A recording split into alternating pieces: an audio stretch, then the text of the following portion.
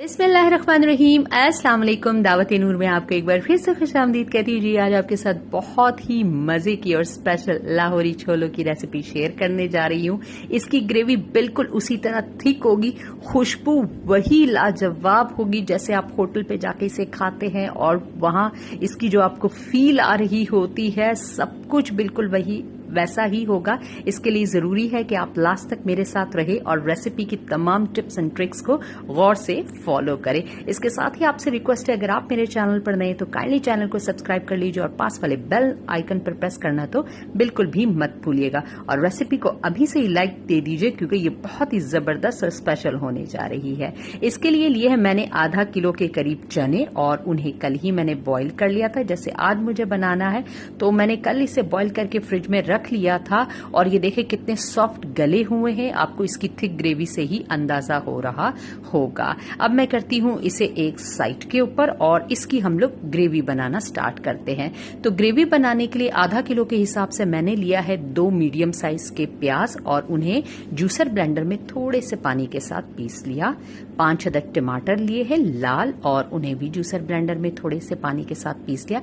एक साथ दोनों को वॉक में चढ़ा लिया है और पकाऊंगी इसलिए इस वक्त कोई तेल कोई मसाला कुछ नहीं शामिल करूं, क्योंकि टमाटर और प्याज का अपना भी पानी है और पीसते वक्त भी डाला है, तो इनकी पकवाई भी हो जाएगी और बहुत ज्यादा एक्स्ट्रा पानी जो है वो भी ड्राई हो जाएगा। अब तकरीबन 4 से 5 मिनट हाई फ्लेम पर इसे पकाते हुए मुझे हो गए, और काफी सारा पानी रिड्यूस हो गया और कलर कितना जबरदस्त निकल कर आया है। अभी भी कुछ पानी मौजूद है, लेकिन तमाम को ड्राई नहीं करना, क्योंकि अब इसके अंदर कुछ मसाले जाएंगे तो वो उसके अंदर पक जाएंगे और टेस्ट उनका निकल आएगा। 1.5 टेबलस्पून के करीब मैंने डाला है इस स्टेज के ऊपर इसके अंदर ताजा कुटा हुआ अदरक लहसुन का पेस्ट।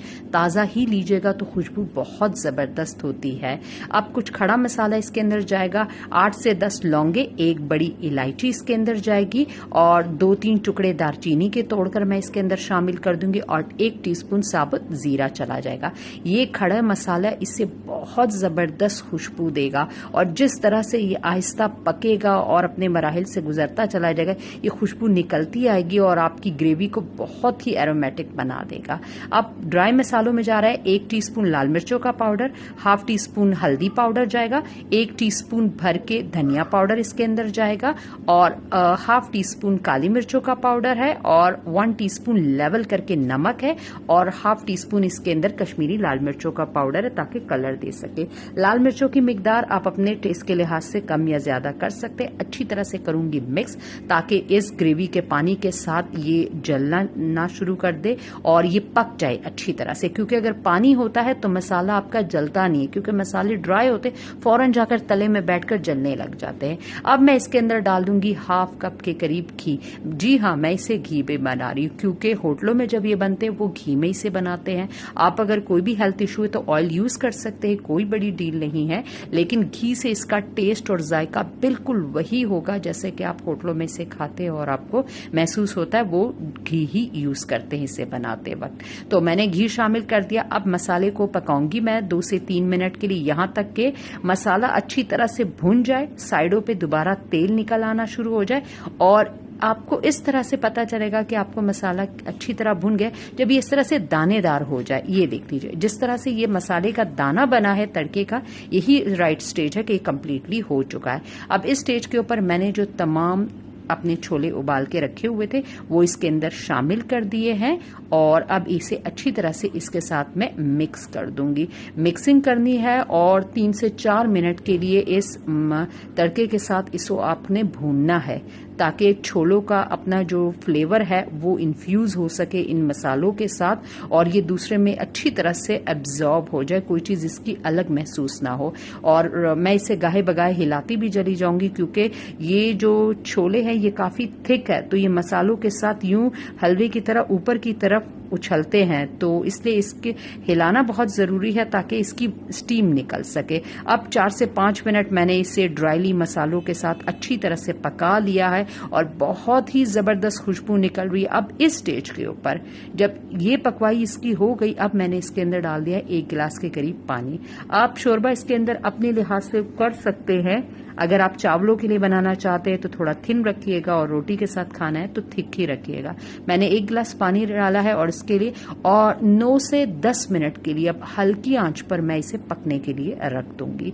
ये 9 से 10 मिनट आपकी ग्रेवी को थिक करेगा। तमाम मसाले, चिकपीस आपस में अच्छी तरह से इन्फ्यूज हो जाएंगे। अब आप 9 से 10 मिनट के बाद का रिजल्ट देखिए। जो खुशबू इससे आ रही है वो मैं आपको बता नहीं सकती। कोई एक्स्ट्रा गरम मसाला इसके अंदर नहीं गया। आप ग्रेवी को देख लीजिए, अभी ये गर्म है लेकिन जब ये ठंडी होगी ये और थिक हो जाएगी।